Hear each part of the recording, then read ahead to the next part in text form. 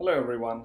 Today I wanted to talk to you about some venture capital investment trends we've been observing over the last year, 2020, and what we are seeing in 2021.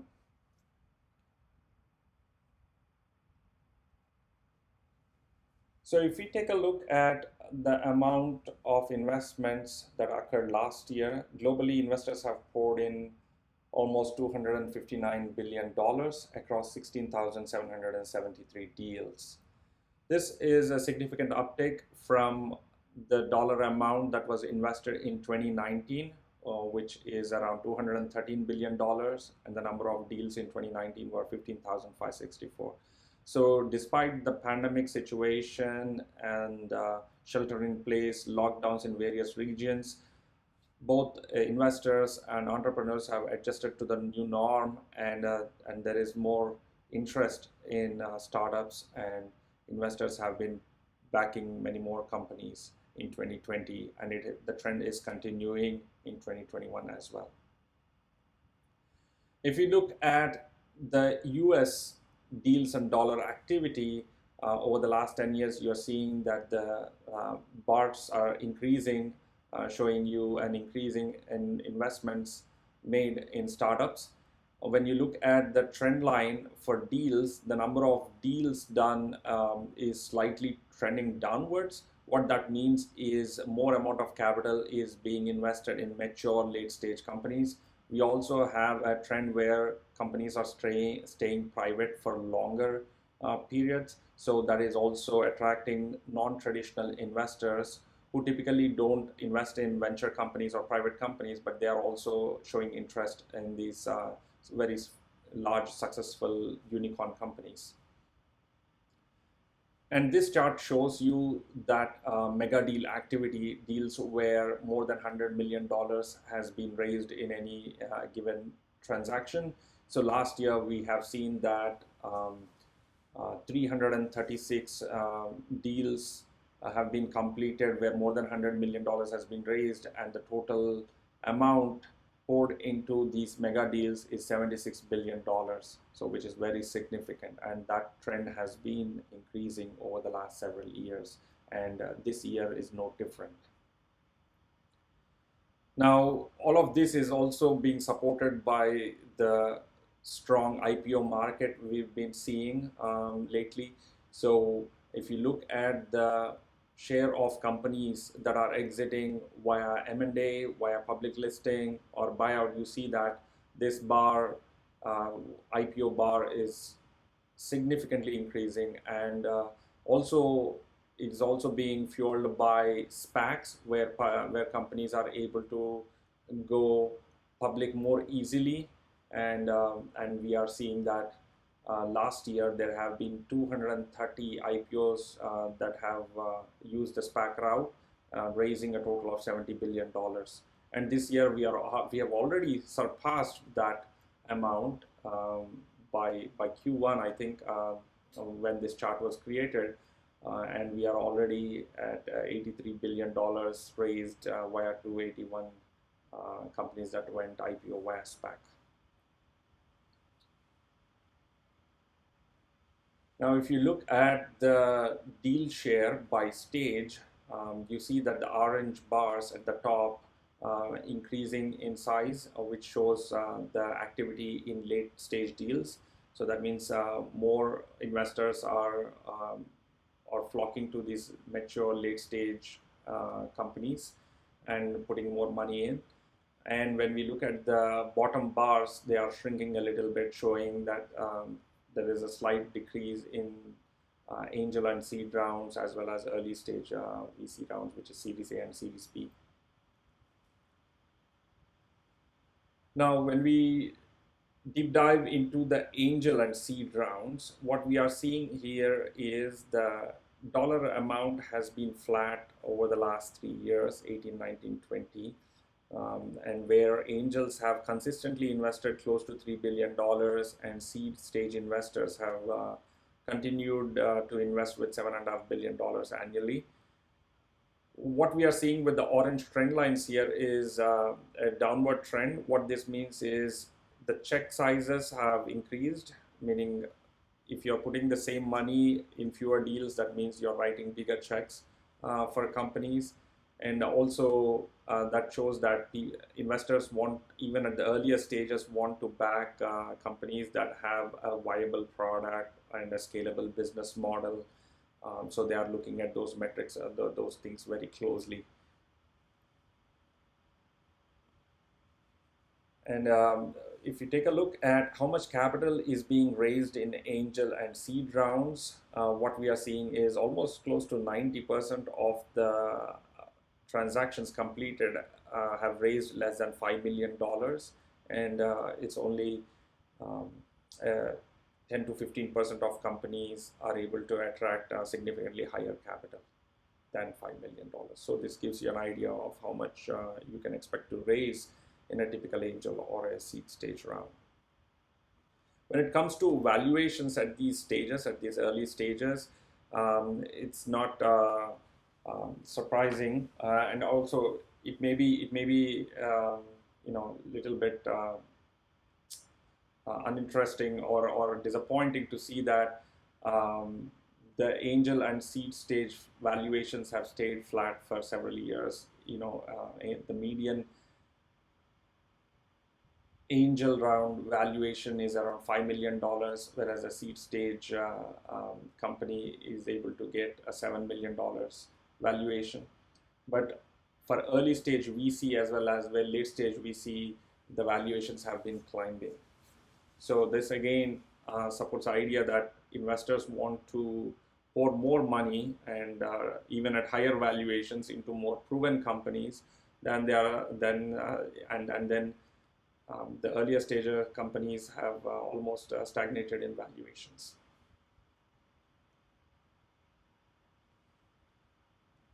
Now I want to shift gears and offer my suggestions for how you could position your company and be able to successfully raise your first check.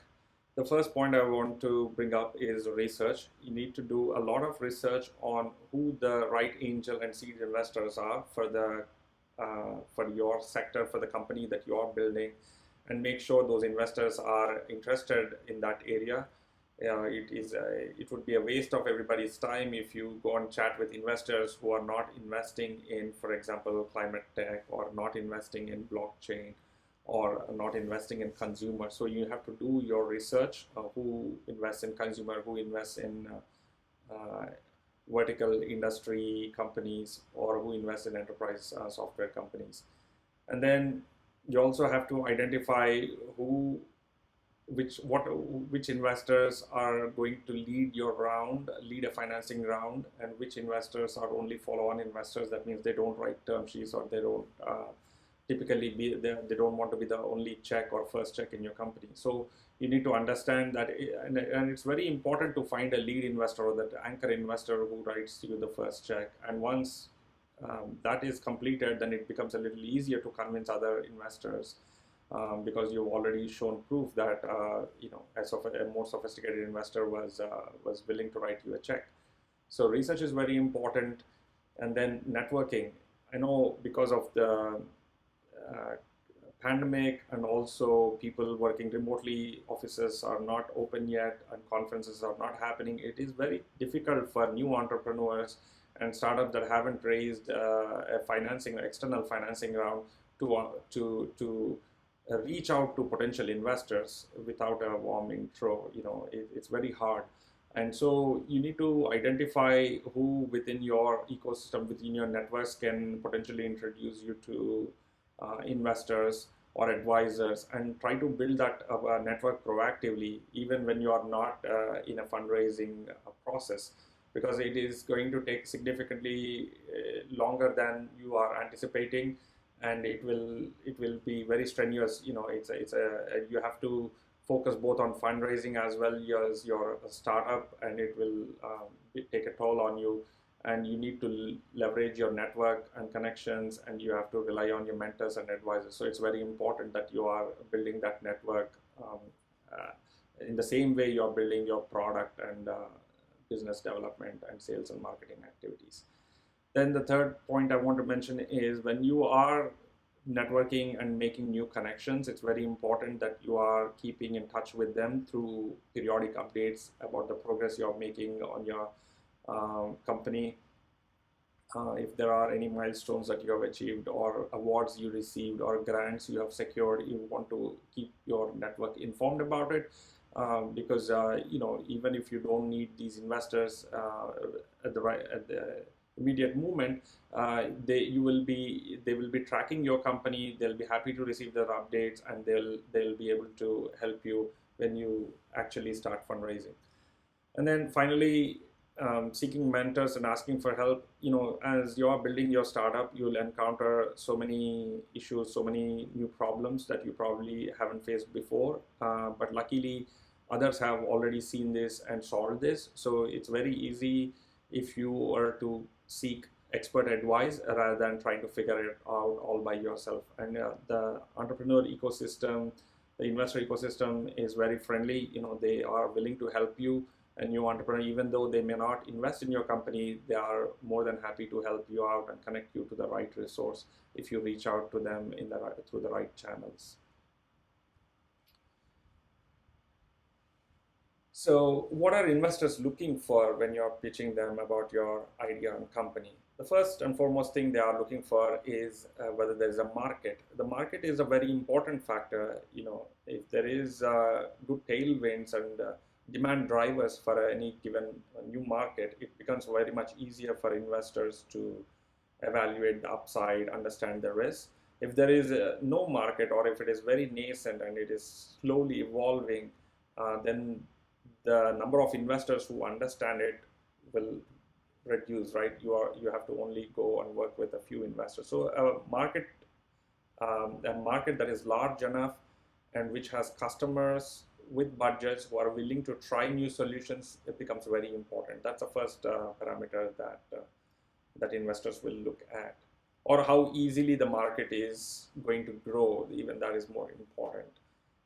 The next one is comes to team. This is the most important one again, because the investor, when he is evaluating an early stage company, seed or pre-seed or Series A, Series B stage companies as well, you're not looking so much at the quantitative data. You are evaluating based on the capabilities of the team, whether they would be able to iterate and pivot if necessary based on customer feedback and market data.